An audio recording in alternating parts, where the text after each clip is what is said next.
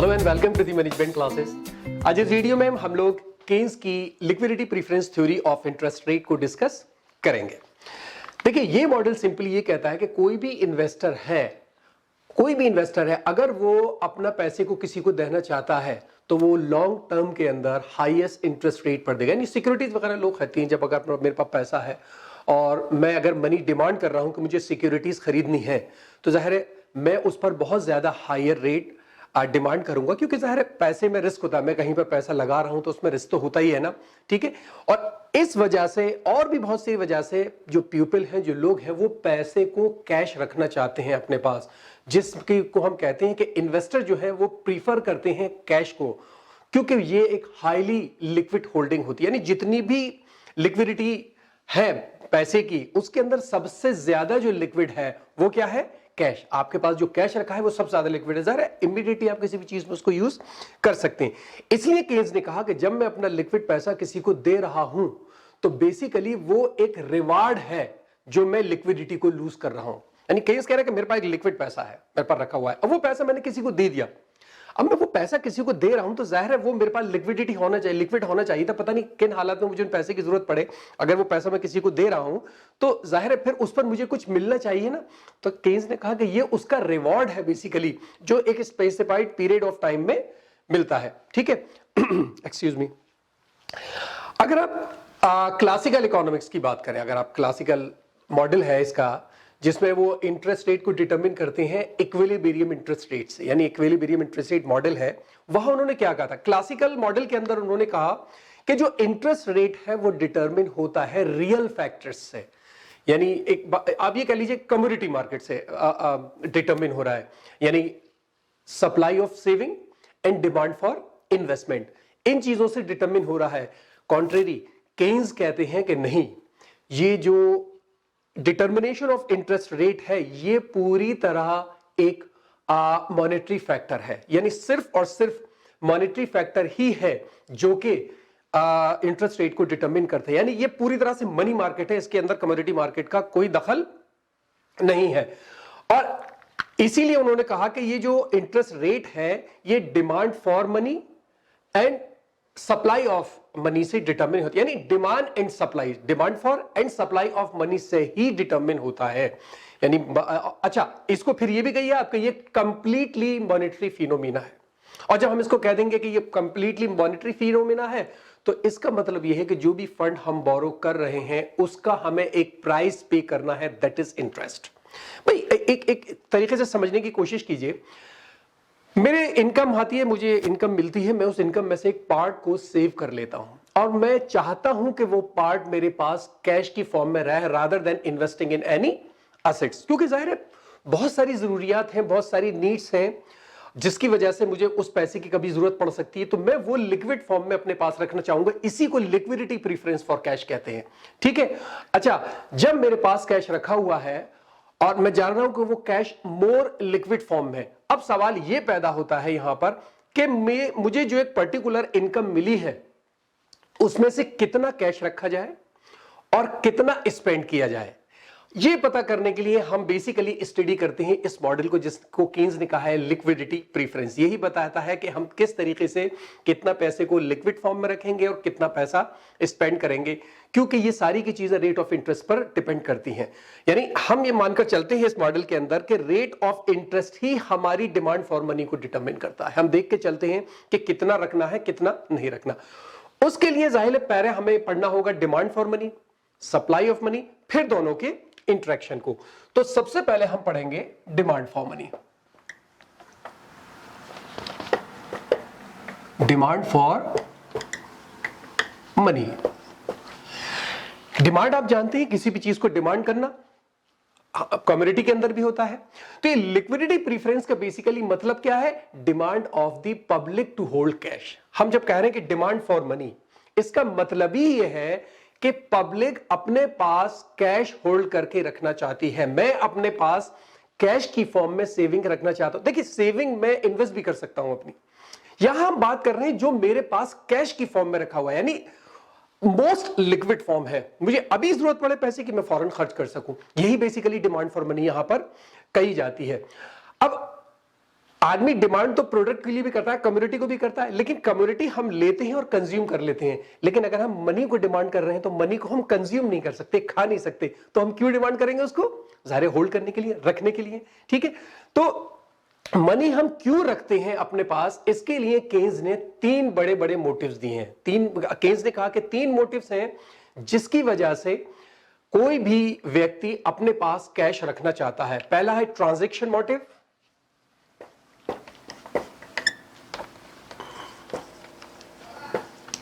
Transaction motive, ठीक है, रोजाना खरीद फरोख्त करने के लिए, कुछ बेचने खरीदने के लिए अपने रोज की जो जरूरत पड़ती है। दूसरा है प्रिकॉशनरी मोटिव, प्रिकॉशनरी मोटिव, और तीसरा है स्पेक्युलेटिव मोटिव, स्पेक्युलेटिव मोटिव। ठीक है, पहला ट्रांजैक्शन मोटिव, दूसरा प्रिकॉशनरी मोटिव एंड तीसरा स्पेक्युलेटिव मोटिव। अब हम एक एक करके इन तीनों को देखें कि ये क्या है और इनकी वजह से मनी को हम क्यों डिमांड करते हैं। देखिए, ट्रांजैक्शन मोटिव तो आप सिंपल है नहीं कि ट्रांजैक्शन करने के लिए, यानी डे टू डे जो हमारे करंट एक्सपेंसेस हैं, अब वो बिजनेस के भी हो सकते हैं और इंडिविजुअल के भी हो सकते हैं। भाई मैं हूं, मुझे रोजाना सामान खरीदना है, दूध खरीदना है, ब्रेड खरीदनी है, बहुत सारे सामान रोज के लिए खरीदना होता है, उसके लिए भी मुझे कैश रखना पड़ता है। बिजनेस है, बिजनेस भी बड़े बड़े रखते हैं, उनको एक करना होता है कि साहब कहीं पर उनको फ्री चार्जेस देने हैं, उनका ट्रांसपोर्टेशन है, रोजाना के लेबर है जिनको डेली पैसा देना, बहुत सारे अखराजात, बहुत सारे एक्सपेंसेस हैं जो बिजनेस में डे टू डे करने होती है, जिसकी वजह से उनको कैश रखना पड़ता है। और बेसिकली कैश रखने का जो एक कंसेप्ट है वो यही है कि हम रिसीट और एक्सपेंडिचर के बीच के गैप को भरते हैं। होता क्या है, मेरी इनकम है, मुझे तो मंथली इनकम मिलती है ना, मुझे पैसे तो रोजाना मैं खर्च करता हूं, लेकिन मुझे रोजाना मिलते तो नहीं है ना, मिलेंगे मुझे महीने पे, मेरी सैलरी महीने पर आती है। ठीक है, लेकिन जो मुझे एक्सपेंसेस करने होते हैं, जो ट्रांजैक्शन करनी होती है, वो तो मुझे रोज करना होता है ना, उसके लिए मुझे ट्रांजैक्शन डिमांड फॉर मनी करनी पड़ती है, या उसको कह लीजिए नीड बेस्ड मनी होती है हमारे पास, जरूरत के हिसाब से हमें मनी को रखना होता है, और ये हम इसको इनकम मोटिव भी कहते हैं। और ये डायरेक्टली डिपेंड होता है हमारे लेवल ऑफ इनकम पर, इंडिविजुअल की या बिजनेस की। अगर मेरी इनकम ज्यादा है तो मैं ज्यादा रखूंगा, डिमांड मेरी ज्यादा होगी इसकी ट्रांजैक्शन मोटिव के लिए, और अगर मेरी इनकम कम है तो जाहिर है मेरे ट्रांजैक्शन भी कम। सही सिंपल बात है, बहुत अमीर आदमी है तो ट्रांजैक्शन ज्यादा होंगे, गरीब आदमी ट्रांजैक्शन कम होंगे, तो ये एक सिंपल है। ठीक है, इसका मतलब ये है कि transaction demand for money is an increasing function of money income. जो हमारी ट्रांजैक्शन डिमांड है, हम मनी को ट्रांजैक्शन के लिए जो डिमांड करते हैं वो इंक्रीजिंग फंक्शन है मनी इनकम का। यानी हमारी इनकम बढ़ेगी, ट्रांजैक्शन डिमांड बढ़ेगी, हमारी इनकम घटेगी, ट्रांजैक्शन डिमांड भी घटेगी। इसको सिंबॉलिकली आप लिख सकते हैं कि साहब ट्रांजैक्शन डिमांड फॉर मनी, हमने ऐसे इसको लिख लिया, is a function of income, लिख सकते हैं हम इसको। ये टीडीएम क्या है, ये सिंपली हमारा ट्रांजैक्शन डिमांड फॉर मनी है, ये हमारा फंक्शन है और ये हमारी इनकम है।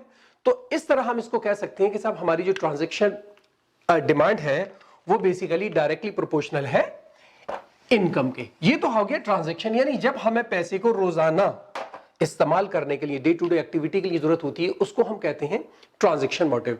दूसरा आ जाता है प्रिकॉशनरी मोटिव।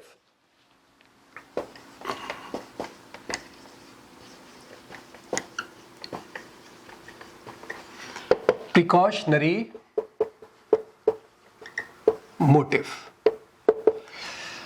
इसमें क्या होता है, देखिए फ्यूचर जो है वो हमेशा अनसर्टेन होता है, मुझे नहीं मालूम कल क्या होना है, बहुत सारे अनफोर्सीन कंटिजेंसीज होती हैं, बहुत सारी अनफोर्सीन इवेंट्स होती हैं, प्रॉब्लम्स होती हैं, इश्यूज होते हैं, बीमारी है लोगों के साथ, खुदा न खास्ते एक्सीडेंट हो जाए किसी का, अनएम्प्लॉयमेंट हो जाता है आदमी, बहुत सारी एक अनफोर्सीन इवेंचुअलिटीज होती हैं, प्रॉब्लम्स होती हैं, जिसकी वजह से आदमी को पैसा रखना पड़ता है। एक इंडिविजुअल के साथ भी होता है, ये बिजनेसमैन के साथ भी हो सकता है। बिजनेसमैन को कैश रिजर्व रखना होता है, उसको अनफेवरेबल कंडीशंस होती हैं, उनको किसी तरह मीट करना होता है। साहब एकदम कोई अनफेवरेबल कंडीशन आ गई, पैसे की जरूरत पड़ गई, वहां उसको जरूरत है। या कभी कभी ऐसा होता है कि कोई अनएक्सपेक्टेड डील मिल जाती है जिसमें गेन कर सकता है, तो रखे रहते हैं पैसे। अगर लगा कि कोई अनएक्सपेक्टेड डील आ गई है, इस वक्त एकदम पैसा मिल सकता है, इन्वेस्ट कर दिया। तो चाहे इंडिविजुअल हो या बिजनेसमैन हो, सारे लोग प्रिकॉशनरी डिमांड करते हैं और पैसे को रखते हैं, ताकि अगर कोई इमरजेंसी आ जाए, अगर कोई अनफोर्सीन इवेंट्स हो जाए, सर्कमस्टांसेस आ जाए, तो हम उस पैसे को यूज कर सकते हैं। और केन्स इसमें कहते हैं कि ट्रांजैक्शन मोटिव और प्रिकॉशनरी मोटिव्स दोनों जो है ये रिलेटिवली इंटरेस्ट इन इलास्टिक है।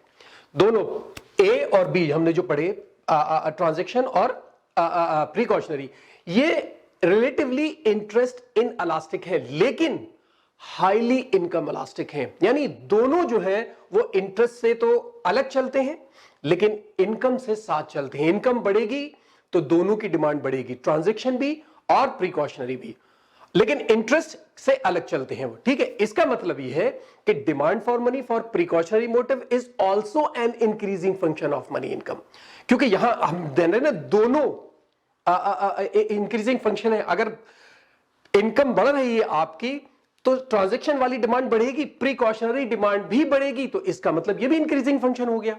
तो यानी demand for money for precautionary motive is also increasing function of money income. अगर मनी इनकम बढ़ेगी तो प्रिकॉशनरी डिमांड फॉर मनी भी बढ़ेगा। ठीक है, तो इसका मतलब फिर यहां पर एक डायरेक्ट रिलेशनशिप हो गई between precautionary demand and the volume of income.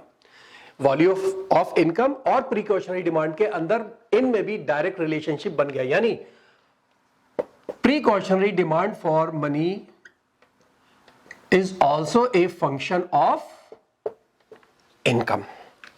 है ये बात? जिस तरह ट्रांजैक्शन मोटिव था, सेम उसी तरीके से यहां पर ये दूसरा मोटिव प्रिकॉशनरी मोटिव भी आ गया। अच्छा, इससे हटकर मैंने एक दूसरा सोर्स पढ़ी थी, उससे मैंने एक और फार्मूला लिया था वहां से। अब मैं उसको सिर्फ आपको बताना चाह रहा हूं कि किस तरीके से हम टोटल एक्सपेंडिचर को निकालेंगे।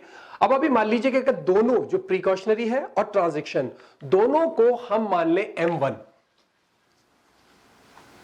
मैं इसको कलर चेंज कर लूं ताकि ये पता रहे कि मैं क्या कर रहा हूं। अगर हम दोनों को मान लें M1, ठीक है, तो हम ये मान के चल लें कि वो दोनों फंक्शन है इनकम के। बस हमने ये एक इक्वेशन मान के चल ली अभी फिलहाल हमने ये एक इक्वेशन मान ली है कि दोनों हमारी जो मोटिव्स हैं, प्रिकॉशनरी और ट्रांजैक्शनल, दोनों जो है वो हमारे फंक्शन, इसको हमने फंक्शन ले लिया इनकम की है। ठीक है, इसको हम अभी रख देते हैं, इसको हम आगे यूज करेंगे। ठीक है, अब तीसरा आ जाता है आपका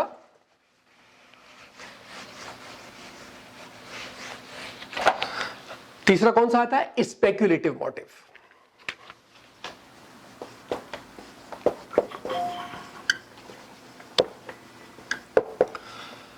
तीसरा स्पेक्युलेटिव मोटिव आ जाता है आपका। देखिए, ये जो स्पेक्युलेट वर्ड है, इसका क्या मतलब है? आप इन्वेस्ट करें इस होप में कि आपको गेन मिले, रिस्क के साथ। Invest in the hope of gain with the risk, इसको हम स्पेक्युलेट कहते हैं। तो स्पेक्युलेटिव मोटिव बेसिकली यही होता है कि हम कुछ पैसा सिर्फ इसलिए लिक्विड फॉर्म में रखते हैं कि हम फ्यूचर चेंजेस के एडवांटेज ले सके, इंटरेस्ट रेट में या बॉन्ड के प्राइस में। होता क्या है, जब मुझे लग रहा है कि बॉन्ड के प्राइस कम हो गए, मैं खरीद लूंगा। जब बॉन्ड के प्राइस मुझे लग रहा है महंगे हो रहे हैं, तो मैं बेच दूंगा। होता यह है कि बॉन्ड प्राइसेस और रेट ऑफ इंटरेस्ट, ये दोनों इनवर्सली रिलेटेड होते हैं। बॉन्ड प्राइस जो है वो अगर बढ़ेगा तो जो इंटरेस्ट रेट है वो घटेगा। ये इनवर्सली रिलेटेड होते हैं दोनों। ठीक है, तो होता क्या है, जब बॉन्ड प्राइस बढ़ते हैं, हमें लग रहा है, यानी एक्सपेक्टेड टू इंक्रीज है। जब bond price expected to increase है, यानी अभी इनवर्सली रिलेटेड है, तो rate of interest is expected to fall. हम उस वक्त क्या करेंगे? हम उस वक्त बॉन्ड्स को बाई करेंगे, क्योंकि हमें मालूम है कि प्राइस आगे बढ़ने जा रहे हैं। तो मेरे पास जो लिक्विड फॉर्म का पैसा जो मैंने रखा हुआ था स्पेक्युलेटिव मोटिव के लिए, उससे मैं बॉन्ड खरीद लूंगा। क्यों? क्योंकि आगे रेट उसके बढ़ने जा रहे हैं और इस सिचुएशन में क्या होगा, bond is more attractive than cash. क्यों? क्योंकि मुझे मालूम है इस वक्त बॉन्ड सस्ते हैं, आगे बॉन्ड महंगे होने जा रहे हैं और रेट ऑफ इंटरेस्ट गिरने जा रहा है, तो मैं पैसे अभी रखकर क्या करूंगा, जल्दी से बॉन्ड ले लूं मैं। ठीक है। दूसरी सिचुएशन क्या होती है, अगर मुझे लग रहा है कि bond price are expected to fall, अब मेरे पास बॉन्ड है लेकिन मुझे पता चला बॉन्ड प्राइस गिरने जा रहे हैं, ठीक है, और इंटरेस्ट रेट बढ़ने जा रहा है, तो मैं क्या करूंगा, मैं जल्दी से अपने बॉन्ड्स को बेच दूंगा टू अवॉइड लॉसेस। और इस सिचुएशन में cash is more attractive than bond. यानी हर हाल में आप देखिए यहां अगर आप सिर्फ इंटरेस्ट और आप अपनी डिमांड की बात करें तो आपके लिए ये एक इनवर्स रिलेशनशिप पड़ गई। यहां पर केन्स कहते हैं कि higher the rate of interest the lower speculative demand for money. Algebraically इसको हम लिख सकते हैं, मैं इसी फॉर्म में इसको लिख रहा हूं, हम उसको मान के चल रहे हैं कि वो M2 है। M2 is a function of rate of interest. ठीक है, मैंने सिंपली ये लिख दिया, ये हमारा एक फंक्शन बनकर आया जिसमें L2 जो है वो क्या है, हमारा स्पेक्युलेटिव डिमांड फॉर मनी है, और R क्या है, हमारा रेट ऑफ इंटरेस्ट। ठीक है, ये बन गया। अब हम जब हमने ये पूरा का पूरा निकाल लिया, अब हम देखें कि हमारी टोटल डिमांड फॉर मनी क्या बनकर आएगी। ठीक है, टोटल डिमांड फॉर मनी, यानी अब 3 मोटिव्स के लिए हम डिमांड कर रहे हैं ना मनी को, तो हमारी टोटल डिमांड क्या बनकर आएगी। मैं यहीं पर इसको 2 लिख देता हूं आपको समझाने के लिए। टोटल डिमांड फॉर मनी, देखिए हमारे पास M1 है जो ट्रांजैक्शन और प्रिकॉशनरी मेजर का है, के मोटिव का है, और ये स्पेक्युलेटिव का है। ठीक है, तो इसका मतलब अगर हम इसको प्लस कर दें M1 और M2 को, तो क्या निकल कर आएगा हमारा, ये M। अब हम मान लें कि ये टोटल डिमांड फॉर मनी हमारी M है। ठीक है, तो M अगर निकल कर आएगा तो हमारा क्या बनेगा, M1 प्लस M2, है ना। ये ट्रांजैक्शन प्रिकॉशनरी हो गया और ये स्पेक्युलेटिव हो गया। ठीक है, क्योंकि इनकी वैल्यू हमने पहले ही निकाल रखी है, तो हम टोटल लिक्विडिटी प्रीफरेंस फंक्शन को लिख सकते हैं M is equal to function of income and rate of interest. ठीक है, यहां आप F भी लिख सकते हैं, मैंने यहां L लिखा है, L भी लिख सकते हैं, वो आप कर सकते हैं, कुछ भी उसमें दिक्कत नहीं है। ठीक है, तो ये आपका फंक्शन बनकर आ गया टोटल, यानी अब टोटल डिमांड फॉर मनी का फंक्शन। देखिए अलग अलग जगहों पर आपको अलग अलग फंक्शन मिलेंगे, ये मुझे थोड़ा आसान लगा तो मैंने ले लिया है। आप वहां पर तीनों को अलग अलग भी ले सकते हैं कि साहब कई जगह मिलेगा कि वो ट्रांजैक्शन का अलग फंक्शन है और उसके बाद इसका प्रिकॉशनरी का अलग है और स्पेक्युलेटिव का अलग है। तीनों को एक साथ मिला लिए तो भी टोटल बन जाएगा। यहां हमने एक को दो को एक साथ करके ऐसे ले लिया क्योंकि यहां फंक्शन सेम था, यहां पर फंक्शन इसका सेम था, दोनों एक साथ चल रहे थे इनकम से, इसलिए हमने उसको एक जगह लिया है। ठीक है, ये बात आई समझ में। अब देखिए हम बात करें, ये फंक्शन बनकर आ गया।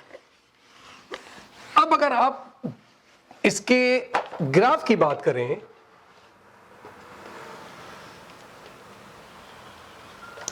तो जाहिर है इसका ग्राफ क्यों, क्योंकि यहां पर हमारी इनवर्स रिलेशनशिप है, स्पेक्युलेटिव डिमांड और इंटरेस्ट रेट के बीच में इनवर्स रिलेशनशिप है, और जब इनवर्स रिलेशनशिप होगी तो हमारा कर्व डाउनवर्ड स्लोपिंग हो जाएगा, हमारा कर्व डाउनवर्ड स्लोपिंग हो जाएगा। ज्योमेट्रिकली हम इसको कैसे कहते हैं, smooth curve which slopes downward from left to right. ये हमारा डिमांड कर्व हो गया, डिमांड फॉर मनी। ठीक है, यहां पर हम supply of money, supply and demand of money ले लेंगे और ये हमारा रेट ऑफ इंटरेस्ट हो जाएगा। ठीक है, अब आप देखिए ये demand and supply, supply of, यहां हमारी डिमांड सप्लाई ऑफ मनी है, यह हमारा रेट ऑफ इंटरेस्ट है। अब आप एक चीज नोट कीजिएगा कि ये जो कर्व है हमारे डाउनवर्ड स्लोपिंग तो है इनवर्स रिलेशनशिप की वजह से, लेकिन यहां बॉटम पर आकर ये परफेक्टली इलास्टिक हो जाएगा। क्यों? क्योंकि जाहिर है इंटरेस्ट रेट एक हद तक बढ़ सकता है ना, घट सकता है ना डिमांड सप्लाई के बढ़ने पर। डिमांड सप्लाई अगर इधर बढ़ रही है, मनी सप्लाई अगर इधर बढ़ रही है, तो रेट एक हद तक घटेगा ना, इंटरेस्ट रेट जीरो तो नहीं होगा ना। इसलिए एक जगह आकर ये इंटरेस्ट रेट रुक जाएगा और इसको केन्स ने कहा है फ्लोर इंटरेस्ट रेट, इससे नीचे इंटरेस्ट रेट घट ही नहीं सकता है। तो एक ये मिनिमम रेट ऑफ इंटरेस्ट की सिचुएशन होती है, यहां पर एब्सोल्यूट लिक्विडिटी प्रेफरेंस होता है, इससे नीचे रेट जा ही नहीं सकता, और इसी को केन्स ने कहा है लिक्विडिटी ट्रैप। लिक्विडिटी ट्रैप, यहां पर आप ट्रैप हो जाते हैं लिक्विडिटी में, क्योंकि रेट ऑफ इंटरेस्ट इससे ज्यादा नीचे जाएगा ही नहीं। ठीक है, ये तो आपकी डिमांड हो गई। अब हम बात करें सप्लाई ऑफ मनी की।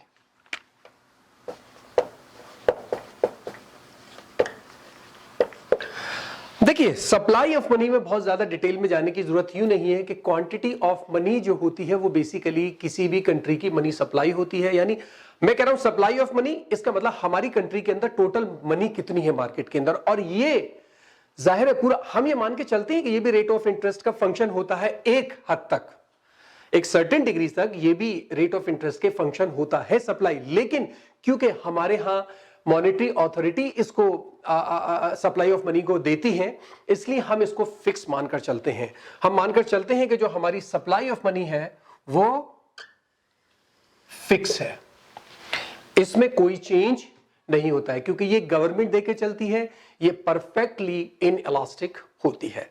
अब हम बात करें determination of interest rate. Determination of interest rate तो सिंपल है, सप्लाई आपको मिल गई, डिमांड आपको मिल गई, ये जो है ये आपका इंटरेस्ट रेट आ गया, इसको आर कह लें हम। अभी हमारा R1 इंटरेस्ट रेट आ गया। ठीक है, ये अपने आप हमने बताया कि demand for money and supply of money से हमारा इंटरेस्ट रेट निकलकर आ गया। जो हमारा total amount of money supplied है वो क्या है? OM। OM जो है ये हमारी टोटल सप्लाई ऑफ मनी है, और ये E जो है हमारा, ये बेसिकली हमारा इक्विलिब्रियम पॉइंट है, जहां पर हमारी demand for money and supply of money दोनों इक्वल हो रहे हैं। और ये हमारा OR जो है ये हमारा इंटरेस्ट रेट, यानी OR जो है वो इंटरेस्ट रेट हो गया, और OM जो है वो सप्लाई ऑफ मनी हो गई। ठीक है, ये हमारा एक डिटर्मिनेशन हो गया इंटरेस्ट रेट का। अब आप मानकर चलिए कि अगर इंटरेस्ट रेट बढ़ता है, यानी अब आप अगर यहां आ जाइए E2 पर, आप E2 पर आ जाइए, तो क्या होगा? इस जगह पर जो डिमांड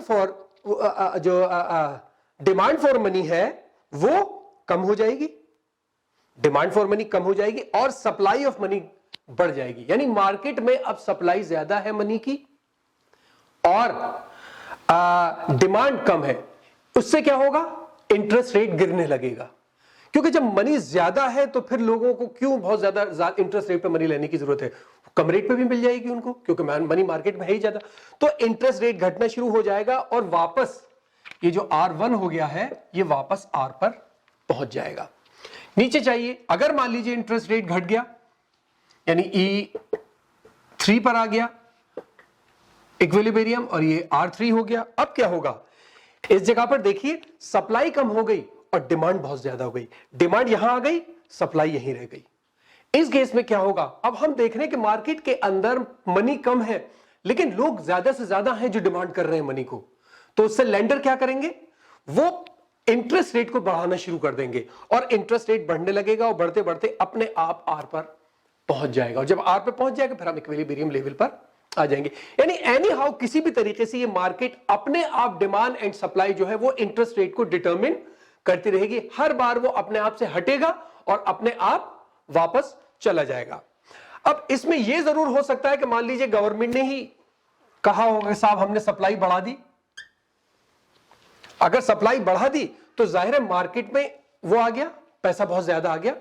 जब मार्केट में पैसा ज्यादा आ गया तो अपने आप रेट ऑफ इंटरेस्ट घट जाएगा। ये मैं दूसरी बात बता रहा हूं, ठीक है।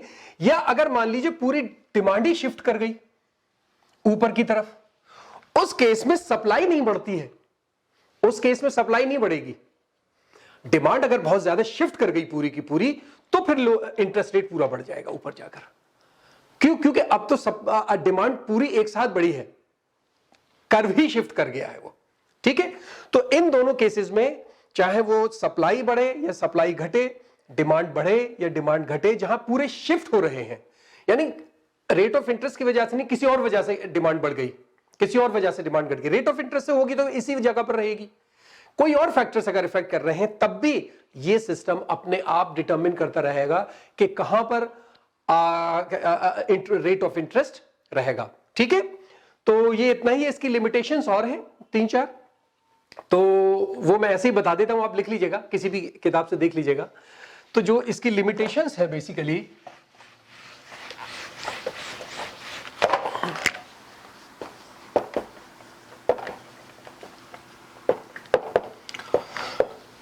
लिमिटेशंस इसकी, ज़ाहिर है हर थ्योरी की लिमिटेशन होती है, इसकी भी लिमिटेशन है। पहली चीज ये कि केन्स ने कहा कि rate of interest is not a purely monetary Keynes ने कहा कि ये प्योरली मॉनेटरी फिनोमिना है, यानी उन्होंने कहा कि यहां रियल फैक्टर काम नहीं करते, मॉनेटरी फैक्टर ही काम करते हैं। तो ये एक लिमिटेशंस मानी गई। क्यों? क्योंकि ये कहा जाता है कि नहीं, रेट ऑफ इंटरेस्ट को डिटरमिन करने के लिए रियल फोर्सेस भी काम करती हैं, यानी real forces like productivity of capital, saving by the people है, और इंपॉर्टेंट फैक्टर्स हैं जो कि रेट ऑफ इंटरेस्ट को डिटरमिन करती हैं। तो ये सिर्फ मॉनेटरी फिनोमिना नहीं है। दूसरी चीज आई जिसको कहा गया कि liquidity preference is not the only factor governing the rate of interest. यहां पूरी थ्योरी के अंदर केन्स ने सिर्फ और सिर्फ लिक्विडिटी प्रेफरेंस को दिया हुआ है कि लिक्विडिटी प्रेफरेंस ही है जो रेट ऑफ इंटरेस्ट को डिटरमिन करेगी, यानी यही गवर्न कर रही है। लेकिन ऐसा नहीं है, बहुत सारे अलग अलग फैक्टर हैं जो इसको करते हैं। तो ये भी एक लिमिटेशन आ गई, क्योंकि रियल लाइफ में अगर आप जाइए तो और फैक्टर्स भी अफेक्ट करेंगे, ठीक है। तीसरी बात जो केन्स ने कहा कि यहां पर एक यानी prevailing of single rate of interest, यहां पर एक ही रेट ऑफ इंटरेस्ट है, जो हमने फिगर में देखा, एक रेट ऑफ इंटरेस्ट डिटरमिन हो गया पूरी मार्केट का। ऐसा नहीं है, एक मार्केट के अंदर अलग अलग जगहों पर अलग अलग बैंक्स में अलग अलग इंटरेस्ट रेट होते हैं। तो ये सिस्टम काम ही नहीं करेगा। फिर हमें तो यहां पूरी कंट्री में एक इंटरेस्ट रेट चाहिए, लेकिन यहां अलग अलग बहुत सारे सिस्टम होते हैं, तो ये सिस्टम काम नहीं करेगा। अगली बात ये कि केन्स ने इन्वेस्टेबल फंड्स को एज ए सेविंग पूरी तरह इग्नोर किया है। उनका कहना है कि नहीं, जो जिस जगह हो गया स्पेक्युलेटिव का हो गया, तो बस स्पेक्युलेटिव वाला यहां पर लग रहा है। भाई आदमी के पास सेविंग है, अगर सेविंग है ही नहीं तो फिर सारी चीजें लिक्विडिटी प्रेफरेंस सारी कुछ मीनिंगलेस है। हमारे पास सेविंग होनी तो जरूरी है। तो यहां पर एक सेविंग का कंसेप्ट पूरी तरीके से इग्नोर कर दिया गया है। अगली बात, यहां पर हम लॉन्ग रन इंटरेस्ट रेट को लेकर चल रहे हैं। अब लॉन्ग रन के अंदर अगर कोई आदमी अपने लिक्विडिटी को इन्वेस्ट करेगा तो वो हाई इंटरेस्ट रेट लेगा, है ना। शॉर्ट रन की तो हम बात ही नहीं कर रहे हैं, यहां तो शॉर्ट रन लोन्स भी होते हैं, शॉर्ट रन ट्रांजैक्शंस भी होती हैं, ठीक है। अगली बात, क्लासिकल की जो लोनेबल फंड थ्योरी थी उसको कहा गया कि वो इनडिटर्मिनेट थ्योरी थी, क्योंकि उसके अंदर भी ये नहीं बताया गया था कि साहब हम जो फंड को डिमांड कर रहे हैं वो कितना कर रहे हैं, ये अवेलेबिलिटी क्या है। और यहां भी हम ये मान के चलते हैं कि how much money will be available for speculative demand. यहां भी ये बात की गई है, डिटर्मिनेशन की गई है, लेकिन ये नहीं बताया गया कि कितनी चाहिए। इसलिए क्लासिकल लोनेबल फंड की थ्योरी की तरह इसको भी इनडिटर्मिनेट थ्योरी कहा जाता है। और आखिरी बात ये कि केन्स ने सिर्फ दो ही चॉइस दी है कि या तो आप रिस्की बॉन्ड को होल्ड करके रखिए अपने पास, या रिस्क लेस कैश, यानी या तो मेरे पास कैश है कोई रिस्क नहीं है, या मेरे पास बॉन्ड है उनमें रिस्क है। लेकिन आप ये भी तो देखिए ना कि मेरे पास पैसा है तो मैं ऐसा भी कर सकता हूं कि कुछ मैं बॉन्ड ले लिया, कुछ मैंने कैश रख लिया अपने पास, यानी ऑप्शंस और भी हैं। लेकिन केन्स ने यहां पर सिर्फ दो ही ऑप्शन दिए कि आइदर बॉन्ड और कैश, ठीक है। तो इतना ही, थोड़ी सी ट्रिकी है और बहुत ज्यादा मुश्किल नहीं, क्योंकि इस तरह से डिमांड एंड सप्लाई के मॉडल हम पहले भी कई चीजों में पढ़ चुके हैं। यहाँ डिमांड एंड सप्लाई में मनी को ले लिया गया है, बाकी ऑलमोस्ट चीजें सेम है। तो बहुत मुश्किल नहीं है, आसान है थोड़ी सी, और समझिए इसको। अगर कोई प्रॉब्लम हो तो मुझे कमेंट बॉक्स में बताइए और मुझे एडवाइस दीजिए ताकि मैं इस वीडियो को और अच्छा कर सकूं। इस वीडियो में इतना ही। Thank you so much.